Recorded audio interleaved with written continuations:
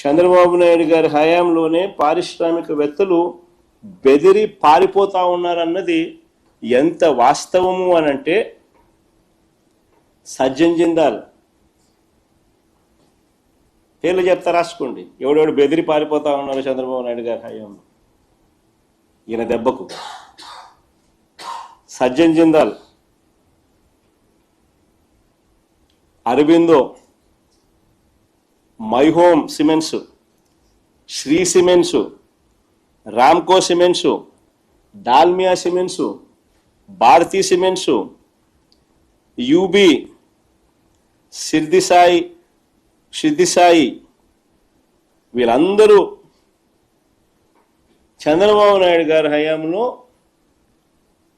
పరిశ్రమలు పెట్టిన పరిశ్రమలను ఇబ్బందులు ఎదుర్కొంటా ఉన్న పరిస్థితులు, భయభ్రాంతులకు లోన్ చేస్తా ఉన్న పరిస్థితులు.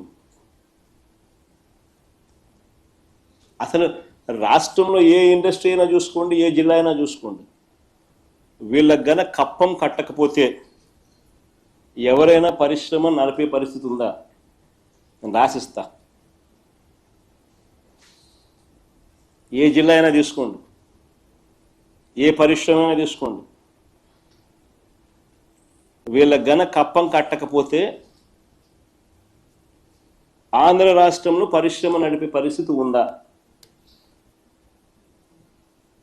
ఇది వాస్తవం.